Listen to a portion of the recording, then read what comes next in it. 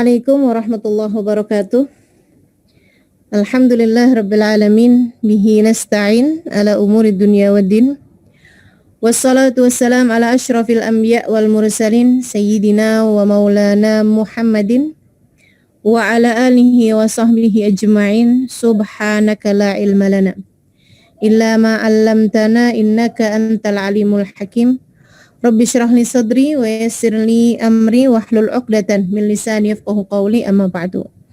Alhamdulillah teman-teman, adik-adik, saudariku sekalian yang saya muliakan, wabil khusus para ustazat di Ahbabuz Zahra, khusus Ustazah Samirah Al-Habsyi, Ustazah yang lain-lain yang ada di tempat tersebut, juga adik-adik saya Banat Ahbabuz Zahra, Firqah Ahbabuz Zahra, dan juga semua teman-teman yang hadir pada kali ini, baik yang secara langsung ataupun melalui Zoom. Ya, ada 500 teman-teman nih, saya liatin. Mudah-mudahan kita semua dipandang Allah Subhanahu wa taala dengan pandangan kasih sayangnya, dikaruniai ilmu yang bermanfaat buat kita sekalian, dan mudah-mudahan Allah Subhanahu wa taala menjadikan kita hamba-hambanya yang mulia di sisinya. Amin ya rabbal alamin. Berakhlakul karimah, seperti mana tema kita pada hari ini, yaitu kajian mengenai akhlak ya. Teman-teman saudariku sekalian saya muliakan, akhlak ini ya, sesuatu hal yang menjadi nilai seseorang. Jadi nilai kita ini bukan tergantung dari bagaimana ibadah kita, bahkan bukan tergantung dari bagaimana akhlak kita, bahkan akan tetapi tergantung dari bagaimana akhlak kita. Bukan tergantung pada ibadah kita, bahkan bukan tergantung daripada ilmu kita, apalagi harta, apalagi kecantikan dan lain-lainnya. Ini kan yang jadi patokan kebanyakan orang tuh kan, nilai seseorang itu biasanya bergantung karena ilmu atau bergantung karena salah, karena ibadah gitu ya. Nah, ini dua hal nih. Ibadah apakah menentukan nilai seseorang? Iya, tapi ibadah yang diiringi dengan akhlak. Kalau ada orang ibadah banyak tapi nggak ada akhlaknya, ini kayak Barseso, kayak Bal'am bin Ba'ur, kayak iblis bahkan. Teman-teman sekalian, ini nama-nama yang saya sebutkan nih. Barseso itu ahli ibadah luar biasa tuh. Dia itu ibadahnya, kabarnya nih si Barseso itu, kalau malam tuh sholat malam sepanjang malam, kalau siang sepanjang hari itu dia puasa. Dan di ibadahnya itu sampai terkenal di mana-mana, dan dia tinggal di dalam sebuah ma'bad, kayak tempat ibadah di gua gitu loh. Akhirnya setan nih berusaha mengganggu dia. Caranya dengan apa? Caranya dengan ya ini tadi ya, akhlak ini ya.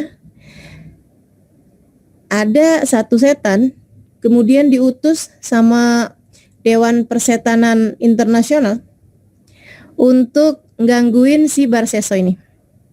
Dia pun masuk di tempat ibadahnya Barseso. Kemudian dia bilang, saya ini sekarang seorang diri, pengelana, nggak punya siapa-siapa. Boleh nggak saya ibadah sama kamu nih Barseso? Kamu kan ibadah di sini sendirian. Kata Barseso, iya boleh aja. Dia pun tinggal bersama dengan Barseso. Teman-teman, ternyata ibadahnya jauh lebih hebat daripada Barseso. Nah setan, kita kan kalau ibadah kan malas karena digangguin sama setan. Kalau setan ibadah digangguin sama siapa? Sama manusia? Kan enggak. Jadi akhirnya si Barseso ini, si temennya Barseso ini, si setan ini, ibadah barengan sama Barseso. Barseso sholat malam, sepanjang malam masih ada ngantuknya, dia nggak ada. Barseso kalau siang puasa masih ada laparnya, dia nggak ada. Barseso zikir masih ada ininya gitu, masih ada entaran istirahatnya, dia nggak pakai. Akhirnya Barseso nanya, kata Barseso gini nih, saya ini dikenal orang sebagai ahli ibadah. Nah ini udah salah pertanyaannya. Tapi saya ngelihat kamu ini, dia bilang ibadahnya lebih hebat daripada saya. apa yang bikin kamu ini punya ibadah lebih baik daripada saya? Dia bilang kemudian nih, dengerin nih, si setan nih, dengerin. Setan kan suka gangguin kita juga nih kalau ibadah nih. Cuman ya memang bahasanya setan beda-beda lah, disesuaikan sama yang digangguin. Nah, kalau yang digangguin kayak kita nih kayaknya setan nggak perlu jurus-jurus aneh-aneh deh. Nggak perlu jurus tinggi-tinggi gitu ya. Bahkan nggak perlu kunci. Pintunya udah ngablak. Ini adik-adik katanya si Barseso bilang kayak begini nih, ini setannya Barseso. Dia bilang, Barseso, kamu itu ibadah masih ada lemesnya, masih ada kurangnya. Karena kamu ini Barseso nggak pernah bikin dosa, nggak pernah maksiat. Kalau saya ini Barseso punya masa lalu yang kelam. Saya punya dosa yang begitu besar. Sehingga setiap kali saya ingat dosa saya nih, oh nggak kena dah. Langsung saya itu jadinya giat ibadahnya. Ini ngaco kan? Belajar sama setan. Jadinya kayak gini nih. Si Barseso nih. Jadi Barseso ngambil kesimpulan. Oh, saya ini ibadah kurang kuat karena saya nggak pernah ngerjain dosa. Jadi kalau saya ibadahnya itu mau kuat, berarti saya mesti ngerjain dosa juga. Nah, ini kan ngaco kan? Dia bilang, tapi saya bikin dosa apa? Oh, tenang Barseso. Kalau kamu memang mau kayak begitu, saya akan usahakan. Teman-teman saya sekalian saya muliakan. Ini kan ngaco-ngaco kalau belajarnya dari setan ya kayak begitu itu modelnya.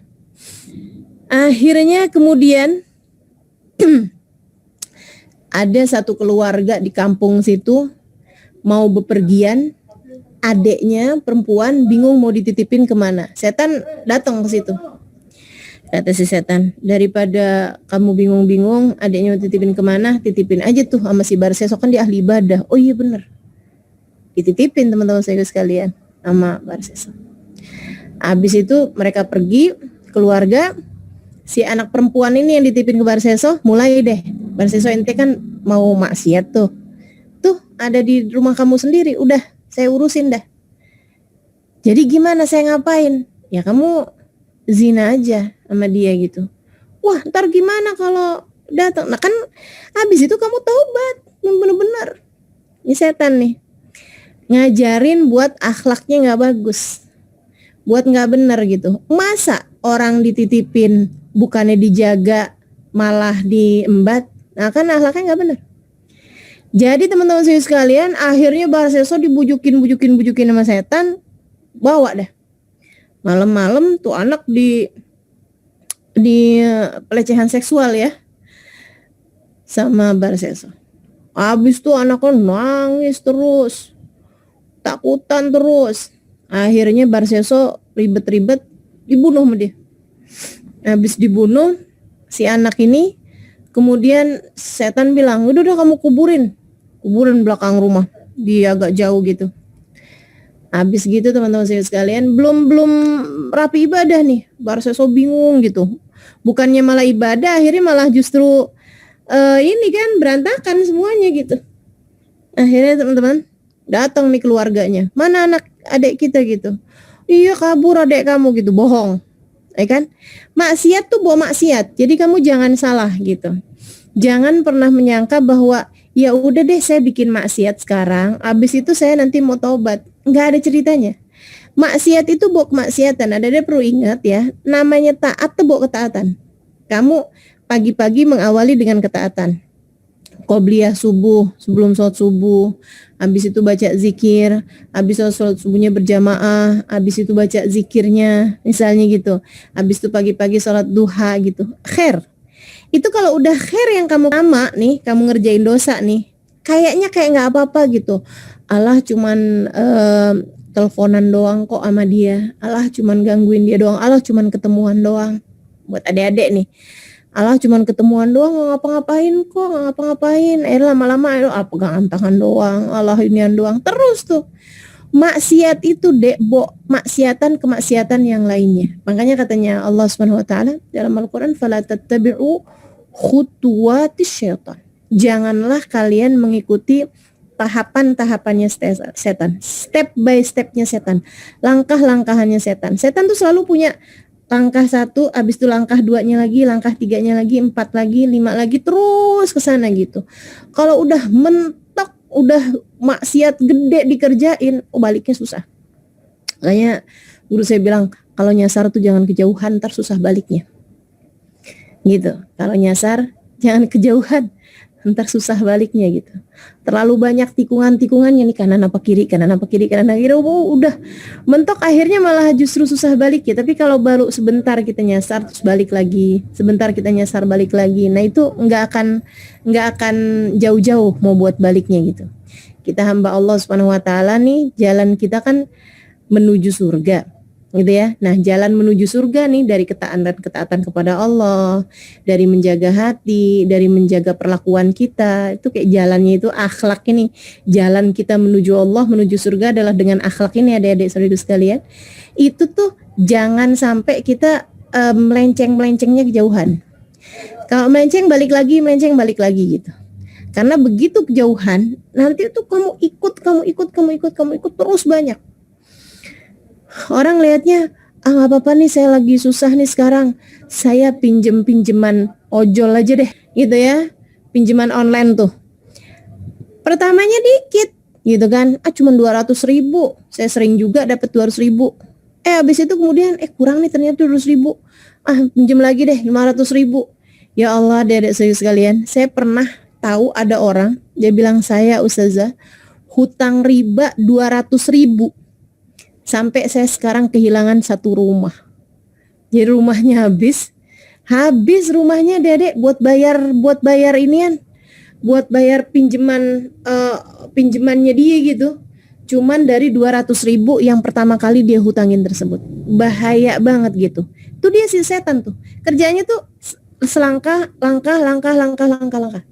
Setan tuh kalau ngajakin kita kepada maksiat kayak begitu modelnya. Ingat bahwasanya kebakaran yang besar sekalipun diawali dengan percikan api yang kecil. Kebakaran besar seperti apapun diawali dengan percikan api yang kecil. Maka kalau kamu kepengen jangan sampai terjadi kebakaran, setiap kali ada percikan api sekecil apapun, padamkan dia. Padamkan, kembalilah ke jalan yang benar dengan mulia itu.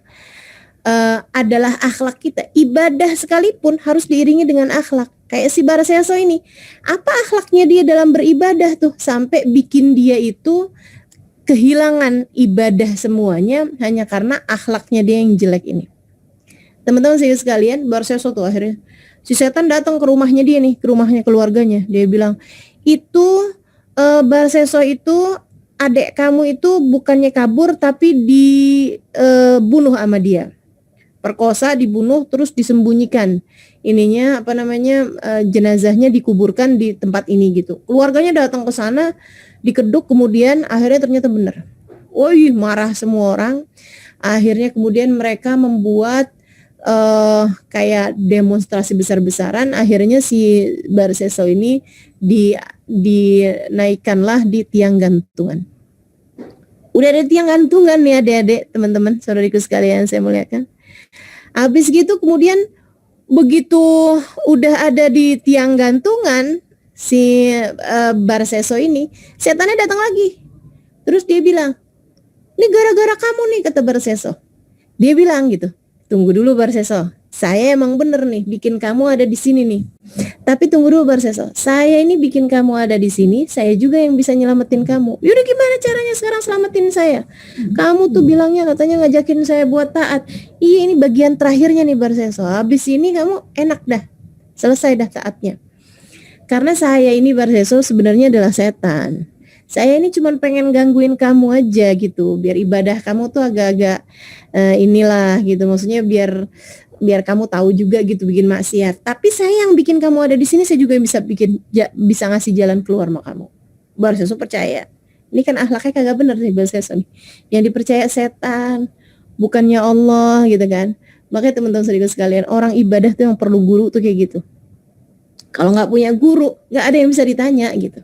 Kalau nggak punya guru, akhirnya tuh salah-salah. Oh berarti kalau apa-apa mesti nanya sama guru ya? Nggak harus. Tapi kalau kamu punya guru, kamu duduk di majelis, nanti pertanyaan-pertanyaanmu itu akan terjawab dengan sendirinya. Itu cara Allah untuk membimbingmu, sehingga Allah SWT akan selalu memberikan jawaban-jawaban lewat lisan gurumu gitu. Itu selalu saya rasakan. Setiap kali saya ada satu pertanyaan-pertanyaan, saya duduk aja, saya hadir, duduk di majelisnya Sayyidil Habib Umar, tuh zaman waktu masih mondok di majelisnya guru-guru saya akan mendapatkan jawaban dari pertanyaan-pertanyaan saya tersebut. Barseso gak ada yang ditanya, dia abid aja, ahli ibadah aja gitu. Padahal ibadah itu adalah jalan panjang, dan itu tuh harus ada gurunya untuk menjadikan kita itu jalannya di jalan yang benar. Jangan kata mau menuju surga adik-adik. Kamu mau menuju ke rumah teman kamu aja mesti ada mapnya kan, mesti ada alamatnya kan. Kalau nggak benar alamatnya, kalau nggak benar petanya, ya kamu nyasar-nyasar gitu. Apalagi menuju surga, ya nggak? Menuju tempat kondangan aja kamu mesti punya alamatnya gitu. Kalau nggak punya alamatnya, nggak ada yang nunjukin, ya nyasar-nyasar. Ntar kamu masuk kondangannya siapa lagi? Jadi gitu adik-adik saudaraku sekalian. Akhirnya katanya Barseso, kalau gitu tolongin saya. Kata dia gini, ya udah Barseso gini aja deh. Kan nggak ada yang gratis ya. Jadi saya ini Barseso mau nolongin kamu, ada bayarannya. Apaan bayarannya? Buruan dah. Ini Barseso udah ditaruh ini talinya nih di lehernya. Dia bilang kayak gini, kamu sujud sama saya Barseso sekali. Habis itu saya kasih tahu jalan keluarnya. Kata Barseso, nah gimana saya sujud? Orang saya ini udah diikat kayak gini, udah kamu bayangin aja diri kamu sujud. Dia bayangin dirinya sujud kepada setan, saat itu juga krok, lehernya ditarik, dan matilah dia dalam keadaan sujud kepada setan. Ini sesudah ibadahnya dia puluhan tahun, teman-teman saudara sekalian. Karena ibadahnya tidak diiringi dengan akhlak. Apa akhlaknya? Ikhlas. Dia nggak punya ikhlas, nggak punya ibadah yang dia lakukan karena Allah Subhanahu Wa Taala. Apa yang dia nggak punya lagi? Tawadhu. Dia nggak punya tawadhu dalam ibadahnya. Ibadah itu diperlukan tawadhu. Sampai-sampai para ulama mengatakan, rubba ma'siyatin awrathat dhullah ahabbu ilallah min ta'atin awrathat kibra. Rubba ma'siyatin awrathat dhullah ahabbu ilallah min ta'atin awrathat kibra.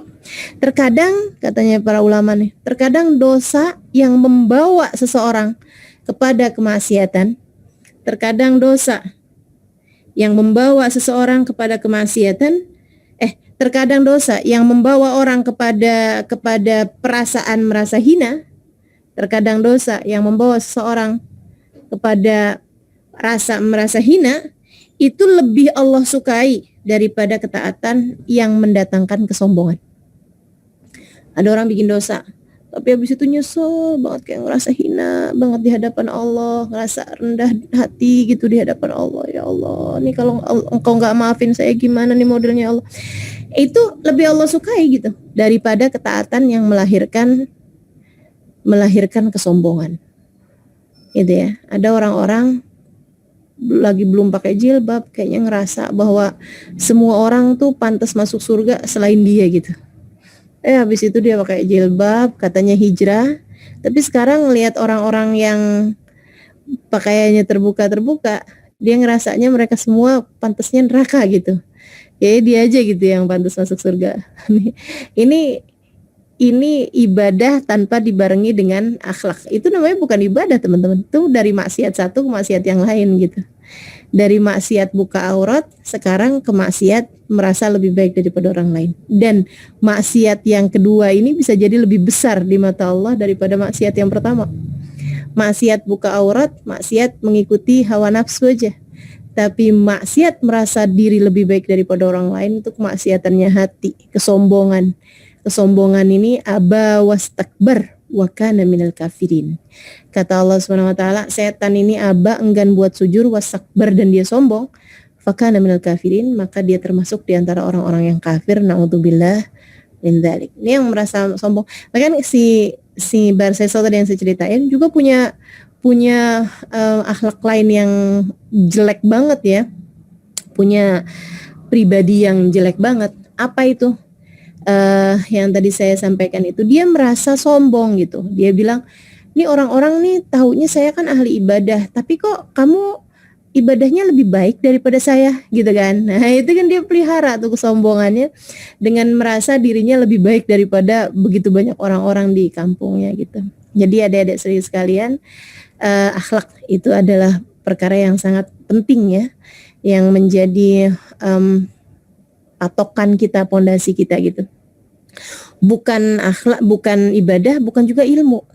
Ilmu juga kalau misalnya ilmu doang gitu ya, tidak didasari dengan akhlak, wah ada berapa banyak banget ulama-ulama bahkan yang dia merasa begitu hebat, yang dia merasa begitu berilmu, akhirnya malah jadi enggak apa namanya, dia merasa begitu berilmu dan kemudian merendahkan orang lain sampai akhirnya menjadi orang-orang yang celaka. Naudzubillah min dzalik ya. Naudzubillah min dzalik. Jadi ilmu aja juga nggak bisa bikin orang. Yang paling utama dalam kita hidup di dunia ini adalah menjaga akhlak kita. Akhlak ini kepada siapa aja? Nih ya, akhlak pada Allah nomor 1. Kemudian yang kedua, akhlak kepada sesama manusia, dan yang nomor 3 adalah akhlak kepada diri kita sendiri. Gitu. Akhlak kepada Allah, akhlak kepada manusia, dan akhlak kepada diri sendiri.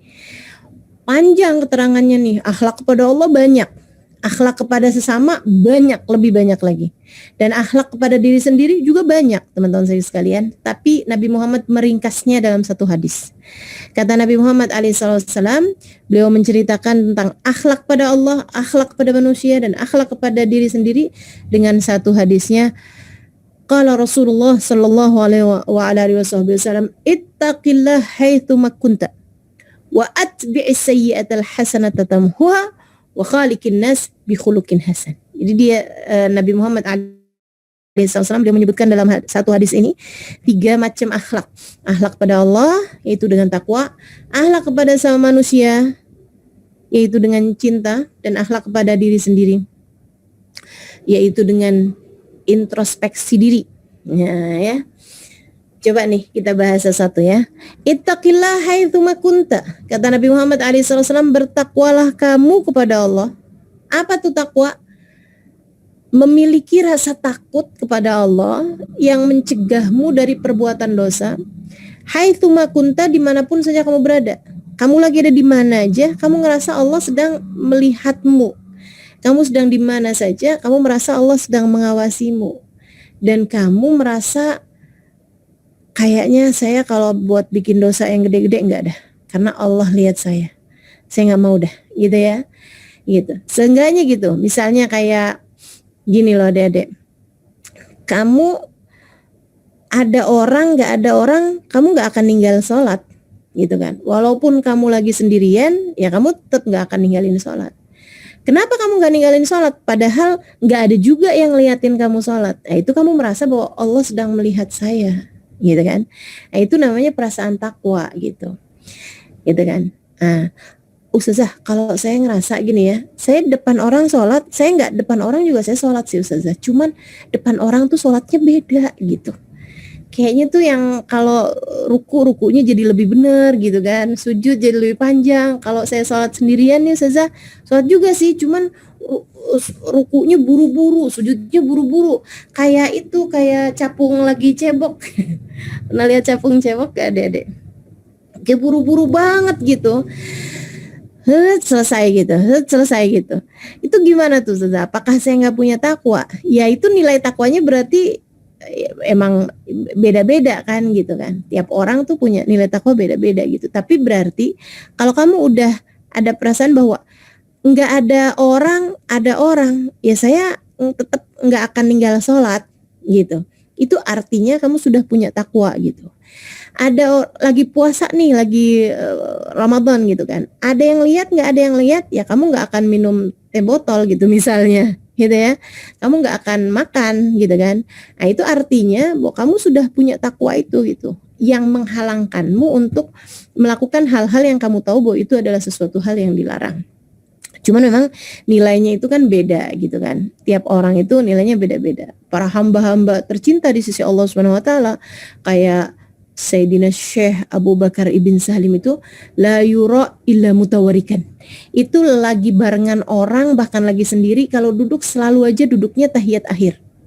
Kalau duduk selalu tahiyat akhir, nggak pernah apa ya, kecuali memang kondisi-kondisi ya, kayak misalnya lagi buang hajat ya pasti jongkok kan gitu ya. Tapi misalnya kayak duduk gitu kan, mau di kamarnya, mau lagi barengan sama tamu, mau lagi barengan sama murid-muridnya, mau lagi apa aja, beliau duduknya tuh duduk tahiyat akhir tuh deh. Duduk tahiyat akhir tuh Bu. Akhirnya kemudian murid-muridnya tuh pada nanya gitu di akhir-akhir kehidupan beliau. Mereka bilang, "Ya Syekh, kalau engkau capek nggak apa-apa loh duduknya, mau misalnya kayak selonjoran atau apa, kita kan juga murid-muridmu sendiri." Beliau kemudian menyebutkan, katanya beliau, "Innama hadza jazatul abad inda rabbi wa ana jalisun inda rabbi." Katanya beliau, ini adalah duduknya seorang budak di hadapan tuannya. Jadi duduk tawarruk ini adalah duduknya seorang budak di hadapan tuannya. Wa ana jalisun inda maulaya, dan saya adalah seorang budak di hadapan tuan saya. Artinya bahwa di depan orang nggak di depan orang, di dalam kamar ataupun saat beliau sedang bersama-sama dengan orang lain, sedang dalam kondisi apapun, beliau selalu merasa bahwa beliau sedang berada di hadapan Allah Subhanahu wa taala. Oh, ini udah tingkatan takwa yang luar biasa besarnya ya. Tingkatan takwa yang keren luar biasa gitu. Saya suka perhatiin fotonya para ulama-ulama di Hadramaut. Sering tuh saya perhatiin foto-foto para ulama-ulama di majelis-majelis mereka, bukan sengaja niat foto kayak orang-orang zaman sekarang ya, yuk kita selfie dulu cekrek gitu, nggak gitu, nggak, tapi di majelis gitu kan, di foto gitu kan.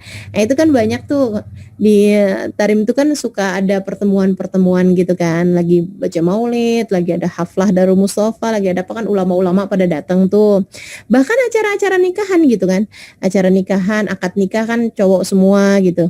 Nah itu tuh foto kan, di foto itu ulama-ulama duduk gitu ya, saya suka perhatiin muka-muka mereka gitu. Itu saya mendapati sesuatu hal yang luar biasa bedanya antara mereka sama kita. Apa itu?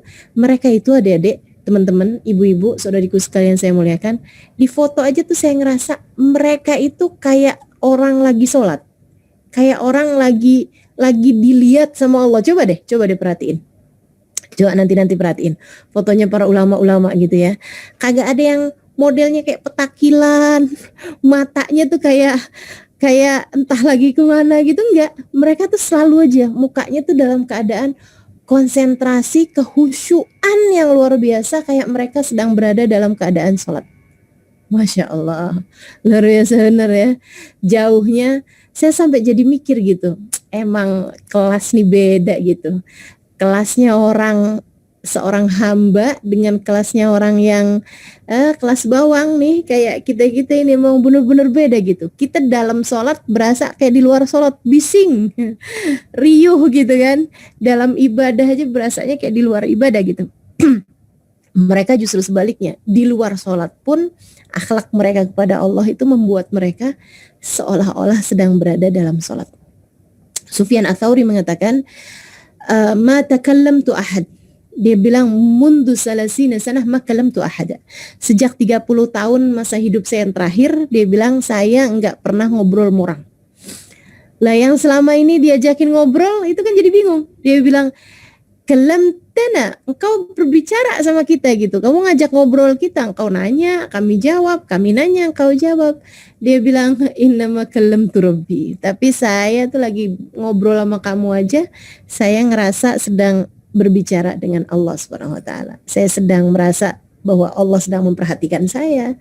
Saya selalu menganggap Allah sebagai thalithuhuma, sebagai yang ketiga di antara kami berdua. Jadi lagi ngomong sama siapa aja dia berasa ada Allah di antara mereka. Ini teman-teman sekalian, bisa kita praktekkan dalam akhlak kita kepada Allah Subhanahu wa taala, bahwasanya sedang bersama dengan siapapun kamu, Allah ada di antara kalian.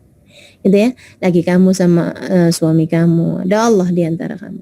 Lagi kamu sama teman-teman kamu, ada Allah di antara kamu. Lagi kamu sama orang tua kamu, ada Allah di antara kamu. Lagi kamu sama anak kamu, ada Allah di antara kamu. Lagi kamu sama guru kamu, sama tetangga kamu, sama tukang nyinyir di antara kalian, ada Allah di antara kalian. Gitu kan? Nah, makanya jadinya kayak urusannya gini nih, ada orang ngomong kasar gitu, ya udah biarin dia aja, kita mah jangan. Kenapa gitu? Karena saya hamba Allah, saya nggak mau ketulis sebagai orang yang berbicara kasar terhadap siapapun, kan gitu, gitu ya. Ini sama Allah Subhanahu Wa Taala tuh mesti kayak gitu. Ittaqillah itu makunta, hadirkan Allah dimanapun saja kamu berada. Itu akhlak kita kepada Allah Subhanahu Wa Taala, hadirkan Allah dimanapun saja kamu berada. Kemudian akhlak kita kepada sama manusia, ittaqillah itu makunta. Akhlak kepada diri sendiri dulu Nabi Muhammad menyebutkan, wa atbi'is sayyi'atal hasanata tamhuha. Kata beliau, susulilah segala keburukan dengan kebaikan. Akhlakmu terhadap dirimu sendiri adalah dengan perbaiki jalan, perbaiki langkah, susun terus langkah gitu. Balik setiap kali kamu bikin salah. Itu tadi yang saya bilangin. Kalau nyasar jangan jauhan, biar baliknya gampang gitu. Itu akhlak kita sama diri sendiri. Kamu tiap kali habis bikin salah, balik lagi. Tiap habis bikin salah, balik lagi. Tiap habis salah, balik lagi. Itu kayak gitu tuh teman-teman saya. Sebab kalau enggak, nyasarnya tuh kejauhan gitu. Dan saya dikasih tahu sama seorang teman yang dia Masya Allah banget ya. Dia Masya Allah banget. Nah ini dia ngasih tahu salah satu dari ilmu besar yang dia dapati dari orang soleh adalah bahwa tiap kali habis bikin maksiat, cobain deh istighfar. Gitu, jangan ya misalnya gitu ya, ngeliat cowok ganteng, ih cakep banget ya, astagfirullah, nggak gitu, nggak gitu. Misalnya dengan pas lagi ngomongin orang gitu kan, kamu ngomongin orang nih, saya tuh nggak ngomongin orang tahu, ini sesuai dengan kenyataannya, astagfirullah, nggak gitu. Tapi maksudnya, abisnya kamu berbuat satu kesalahan, nah itu kamu kemudian kayak yang, oh iya ya saya salah ya. Nah, kamu pegang tasbih atau dengan tangan kamu gitu, ya Allah maafin ya Allah, astagfirullah, terus gitu. Dia sih bilangnya 100 kali gitu. Dia bilang 100 kali. Cobain tiap kali abis bikin salah, abis bikin dosa, kamu ngerasa kayak nyesel banget abis bikin dosa itu. Kan setiap orang dari kita nih beda-beda nih kan. Mungkin adik-adik ada yang sedang terjebak kayak berada dalam hubungan yang salah misalnya gitu, udah berusaha banget untuk nggak mau gitu ya, saya nggak mau pacaran, saya nggak mau deket sama laki-laki yang bukan mahram saya nggak mau gini, nggak mau gitu, tapi kayaknya yang ya itu udah ninggalin hanya gara-gara di chat hai apa kabar misalnya gitu, udah gara-gara hai setitik rusak susu sebelanga ini ya, rusak move on sebelanga gitu. Nah itu jangan sampai karena begitu gitu kan. Ini gimana sih caranya, kadang-kadang tuh kita udah yang setengah mati loh menghindari diri kita dari kemaksiatan gitu. Tapi ujungnya kayaknya akhirnya balik lagi gitu. Ini salah satu tipsnya dari teman saya nih, seorang perempuan sangat soleha. Dia ngasih tahu bahwa cobain setiap kali habis bikin salah istighfarin. Dia bilang sih 100 kali, tapi kalau misalnya enggak ya 40 kali gitu. Kalau misalnya kebanyakan juga ya berapa ya, 11 kali gitu, tapi kayaknya dikit banget deh. Cobain 40 kali atau 100 kali gitu, nggak usah yang panjang-panjang. Astagfirullah.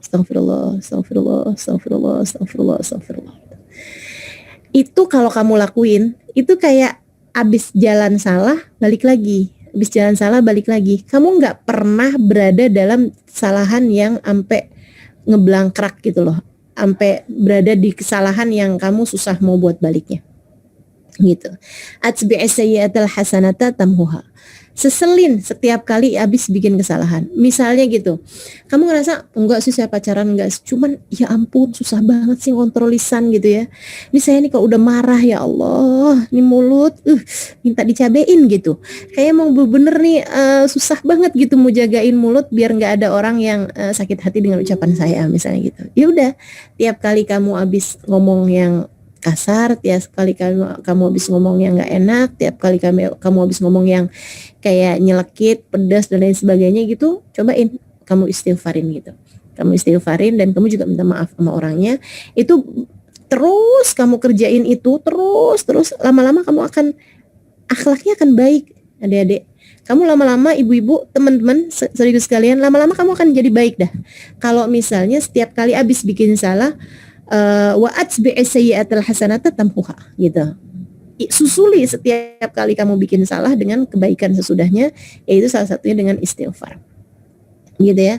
Tamhuha, maka itu akan menghapuskannya. Kemudian akhlak yang terakhir kepada sesama manusia, kata Nabi Muhammad, khaliqin nas bi khuluqin hasan. Perlakukan setiap orang dengan perlakuan yang baik. Jangan lihat perlakuan orang padamu, tapi lihatlah perlakuanmu kepada orang lain itu adalah yang akan kembali kepadamu. Jadi sejatinya perlakuan kita itu kita hanya akan dibalas dari perlakuan kita kok, bukan perlakuan orang lain, tenang aja. Kalau urusan dijahatin sama orang, teman-teman saya sekalian, Nabi Muhammad tuh dijahatin sama orang lain. Nabi Muhammad ketika dikatain gila, apakah bikin Nabi Muhammad kemuliaannya jadi berkurang? Apakah kita nih jadi mikir Nabi Muhammad dikatain gila, apa iya ya kan enggak gitu loh. Enggak akan pernah kelintas di pikiran kita hal-hal yang seperti itu kan gitu. Jadi orang tuh kalau mulia aja gitu. Dan Nabi Muhammad mulia karenanya Nabi Muhammad nggak pernah bohong. Nabi Muhammad mulia karenanya Nabi Muhammad nggak pernah ngatain orang. Nabi Muhammad mulia karenanya Nabi Muhammad nggak pernah nyinyir. Adik-adik, Nabi Muhammad itu jangankan nyinyir sama orang, sama makanan aja nggak pernah. Katanya para sahabat, ma'aban Nabi ta'aman qat inistahu akalah wa in karihahu tarakah. Nabi Muhammad itu nggak pernah ngatain bahkan makanan sekalipun. Kalau beliau suka beliau makan, kalau beliau nggak suka beliau akan tinggalkan. Gitu. Enggak yang habis dicela gitu ya, dicela sepiring habis gitu, enggak. Nabi itu makanan enggak enak banget nih, kurang begini kurang begitu, tapi sepiring habis juga gitu. Nah, itu Nabi Muhammad enggak kayak begitu gitu. Kenapa Nabi Muhammad begitu, memuliakan bahkan makanan, memuliakan bahkan binatang? Karena Nabi Muhammad mulia. Jadi nih ya, perlakuanmu kepada orang lain tidak menunjukkan siapa dia, tapi menunjukkan siapa kamu. Orang mulia akan tampak dari kemampuannya memuliakan orang lain. Dan orang hina akan tampak dari kemampuannya menghina orang lain. Gitu. Anak yang baik, anak yang mulia akan mengerti memuliakan orang tuanya siapapun orang tuanya. Dan anak yang durhaka akan durhaka kepada orang tuanya siapapun orang tuanya.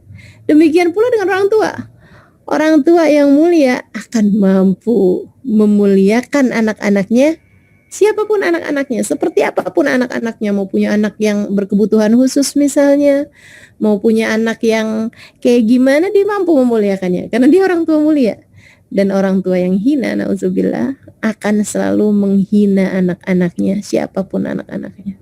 Mau anak-anaknya bisa apa juga, dia pasti akan menghina anak-anaknya. Kenapa? Karena dia bukan orang mulia. Istri yang mulia akan bisa menghormati suaminya, akan bisa memuliakan suami, siapapun suaminya. Dan istri yang hina, pasti hanya akan menghina suaminya, siapapun suaminya juga gitu. Demikian pula dengan suami. Suami itu kayak gitu juga. Suami yang mulia akan bisa memuliakan istrinya, siapapun istrinya. Dan suami yang hina hanya akan menghina istrinya, siapapun istrinya. Mau punya istri ustazah juga, mau punya istri hubabah juga. Kalau dia orang yang hina, ya pasti akan dihinakan juga. Mau punya suami habib juga, mau punya suami ulama juga, kalau dia adalah istri yang hina, ya dia akan tahu aja cara menghina suaminya gitu. Itu maka perlakuan kamu terhadap orang lain, sekali lagi dek, tidak menunjukkan siapa dia, tapi menunjukkan siapa kamu. Bu, perlakuanmu kepada orang lain tidak menunjukkan siapa dia, tapi menunjukkan siapa kamu. Perlakuanmu kepada orang lain memuliakan dia itu karena kamu memang orang mulia. Dan kalau kamu selalu menghina siapapun, itu karena kamu memang hina. Orang yang merendahkan orang lain tidak menunjukkan apa-apa selain kerendahannya sendiri. Dan orang yang mampu menghargai setiap orang adalah orang yang memang begitu berharga, sehingga dia akan mampu menghargai siapapun. Nah, 3 hal itu dah. Akhlak kita kepada Allah dengan takwa, akhlak kita kepada diri sendiri dengan selalu kembali kepada jalan yang benar, menyusuli keburukan dengan kebaikan, dengan introspeksi jalan, dan akhlak kita kepada diri kita sendiri, yaitu dengan akhlak kita kepada sesama manusia, yaitu dengan mencintai siapapun, memuliakan siapapun, menghormati siapapun, menghargai siapapun ya. Karena perlakuan kita menunjukkan siapa kita, dan kita akan dibalas oleh Allah Subhanahu wa taala sesuai dengan perlakuan kita tersebut. Mudah-mudahan bermanfaat. Rabbana zalamna anfusana wa illam taghfir lana wa tarhamna lanakunanna minal khasirin. Rabbana atina fid dunya hasanah wa fil akhirati hasanah wa qina adzabannar. Da'wahum fiha subhanakallahumma wa tahiyyatuhum fiha salam. Akhiru da'wana anil hamdulillahi rabbil alamin. Mudah-mudahan dapat diamalkan. Ila hadratin Nabi. Al-Fatihah.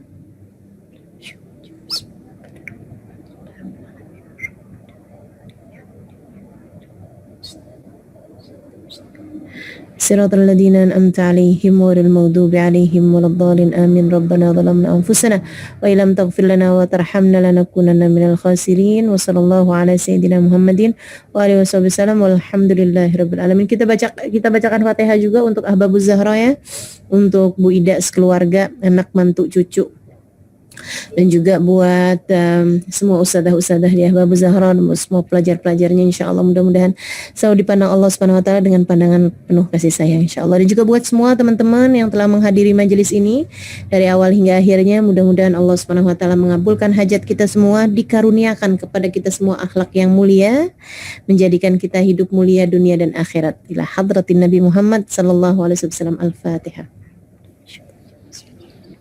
Alhamdulillahirabbil alamin arrahmanir rahim maliki yaumiddin iyyaka na'budu wa iyyaka nasta'in ihdinas siratal mustaqim siratal ladzina an'amta 'alaihim ghairil amin walhamdulillahirabbil alamin. Terima kasih. Assalamualaikum warahmatullahi wabarakatuh.